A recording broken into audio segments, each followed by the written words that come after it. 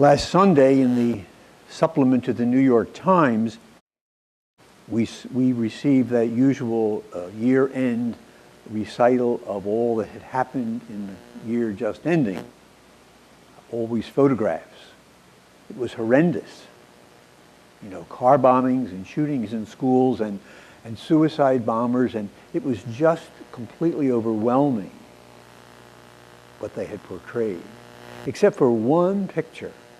One photo was of an aged nun waving a white handkerchief out of a window. You had to read the caption to understand what it was about. It was an Italian nun in Rome waving to the Pope as he went by on one of his trips around his diocese. And she had a big smile on her face. So it was a very uplifting photograph compared to everything else that was in the supplement.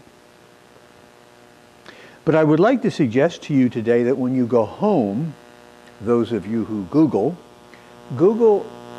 a painting that hangs in the Philadelphia Art Museum. It's called The Annunciation, and it's by a man named Henry Ossawa Tanner, Tanner. And it's a remarkable painting. It shows this little Jewish adolescent off to the right, sitting at the edge of her bed, scared to death. And then from the left-hand side comes in this brilliant light, this golden light. No figure, just light. And it's titled The Annunciation. I like it because it portrays the unusualness of God's activity among us.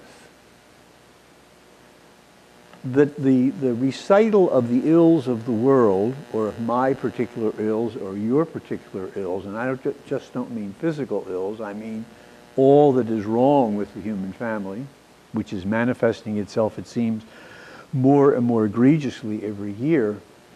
All of this has to be taken into the context of what happened at Christmas and what is continuing to happen through the ongoing incarnation of the Son of Mary down through the centuries, even to this very day.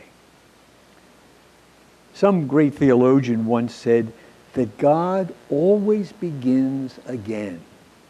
And that's what we're celebrating during the Christmas festival, today being the 8th day, which concentrates more on the role of Mary. But Mary really had no clue. I mean, if you really read the scriptures, what she was told is unbelievable. What Joseph was told was unbelievable. What the shepherds that we heard about this morning were told was beyond comprehension.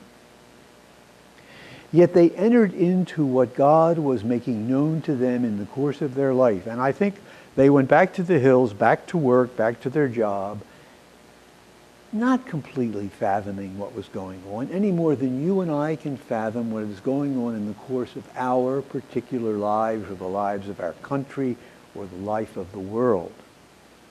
But we are confident as the disciples of Jesus, following the great disciple of Jesus, whose motherhood we celebrate today, that God is always beginning again.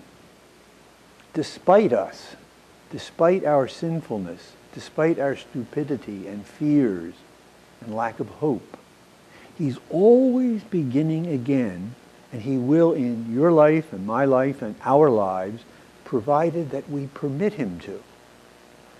See, the whole beginning again through Jesus hinged on whether one particular person said yes. That's why we celebrate Mary on the 8th day of Christmas, especially because it was her yes, her fiat, as it says in the Latin version, that made it possible for God to begin again for the whole human race.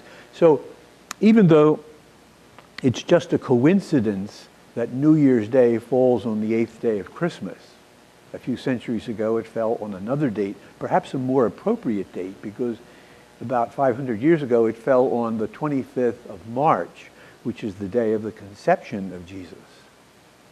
But be that as it may, it's very appropriate that we begin the civil year, our year together as citizens and members of this country, with this hope that God, with this confidence that God will begin again with us, his saving mercy.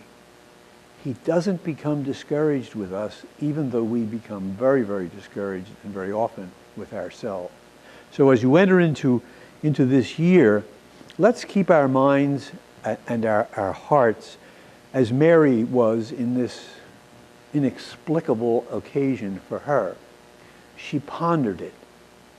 She pondered what was happening in her life vis-a-vis what she knew about God's activity throughout history, which she obtained from the scriptures.